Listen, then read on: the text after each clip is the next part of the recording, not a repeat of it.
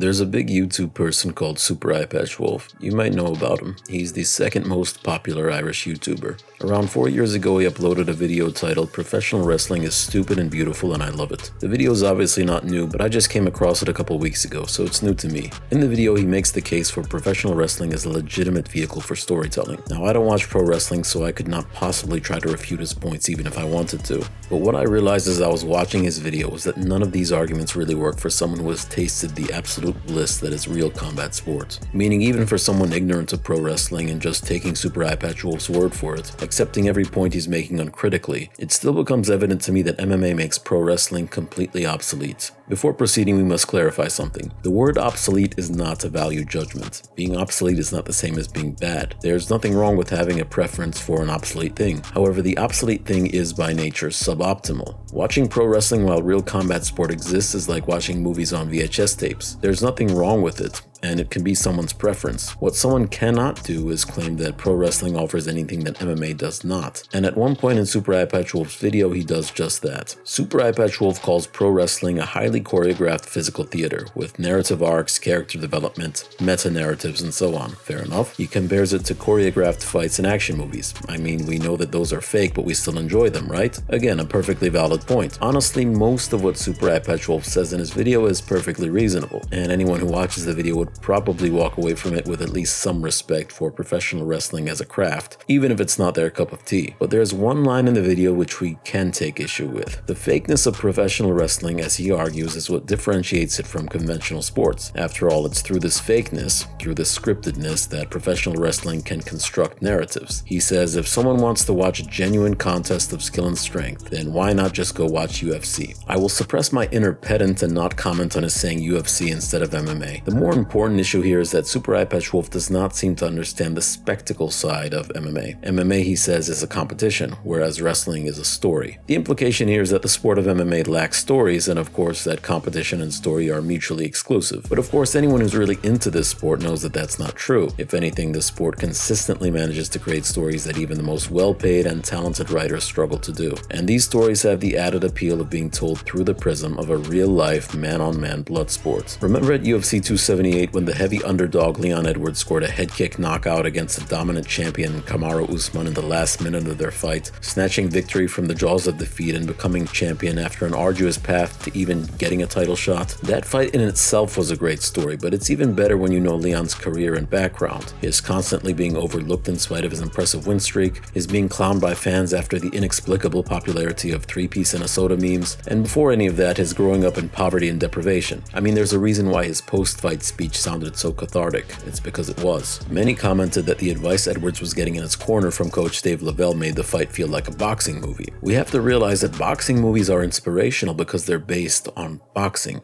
These aren't melodramas someone conjured up in their minds. Look at it this way. If the life story of Leon Edwards were made into a movie, and you saw the movie without knowing who Leon Edwards was, how real would you consider the story? A poor kid from the slums of Kingston overcoming all kinds of obstacles on his way to becoming a UFC champion, getting beat for most of his title fight and then knocking out his opponent in dramatic fashion late in the fight. Wouldn't you assume that some creative liberties were taken? But this isn't fiction. This is what combat sport is. It's capable of telling stories that most people think are too dramatic for the works of fiction. I was planning on going on a whole rant about how UFC 278's co-main event was actually even better than the main event, but I decided that you're better off simply watching that fight for yourself. It's less a fight and more a work of art. Bear in mind that we're talking about a UFC event in 2022. There's never been a more bland, corporate-friendly, sanitized MMA product. This is the version of the sport of a promotion that's trying to compete with basketball and other normal people's sports. This is not the no-holds-barred days of the early UFC, and this certainly isn't Pride or Vale Tudo Japan. But MMA is so powerful that no matter how much the UFC tries to sanitize it, it is capable of giving us a work of art like this. You cannot convince me that even the best scripted stage fight is capable of doing what Costa vs. Rockhold did. So we've established that MMA is capable of producing great narratives. But those of you who have watched Super Eye Patch Wolf's video may remember that he made a point that I have yet to address. He argues that what sets pro wrestling apart from everything else is not just its being fiction, but rather that it blurs the line between reality and fiction. That wrestlers are on the one hand playing a character, but on the other hand they have real grievances against their fellow wrestlers and against their promotion. And these real grievances can find their way into the fictional storylines. This is where Super Eye Patch Wolf says as the reality starts to fuel the fiction. Contrary to what you may think, this blurred line between reality and fiction does in fact exist in MMA as well. And to illustrate this point, let's look at the example of Colby Covington. Colby Covington is the least interesting personality in MMA, but he's notorious for saying things that offend people. Colby himself has admitted that he plays up this character for the cameras. He claims he did this to avoid getting cut by the UFC, who apparently were not impressed by Colby's not fan-friendly style of fighting. To what extent Colby's account of this event is true, we probably will never know for sure, but what is certain is that Covington made a conscious decision to become a heel, and to this day there is discussion as to how genuine his heel persona is. Frankly, I think it doesn't really matter. By live role-playing a big jerk for years, you effectively become a big jerk. What's important in the case of Colby is how it speaks to the blurred line between fiction and reality which exists in MMA. And this isn't just about one fighter in one division. This goes all the way up to the top. Is Dana White a character, or is his public persona who he actually is? It's both. Even the most prominent MMA journalist barely knows anything about the sport itself in spite of following it and covering it for many years. He's more interested in the drama, the personalities, and the storylines. Believe it or not, when you have a bunch of weirdos fight each other under a very open rule set, interesting things happen. There is definitely more to the sport than just what takes place within the cage. I'll shut up in a second, but I want to go back to Colby Covington for just a quick moment. Colby is certainly more well known than he was before that fateful night in Sao Paulo when he said some not so nice things about his Brazilian hosts, but he still doesn't have much in the way of fans. Some people think this is because of his outspoken support for former US President Donald Trump. Others say it's because of his using xenophobia to advance his career. But neither of these arguments really make sense. Justin Gaethje is a Trump supporter and is more or less universally beloved. And Conor McGregor said some way worse things about Brazilians, and that was during the peak of his popularity. In fact, Conor at his peak was more abrasive and offensive than Colby could ever dream of being. So why was he the biggest star in the sport while Colby is not? Well, on the one hand, there's a difference between their fighting styles. Conor's style is more appealing to a casual audience than Colby's,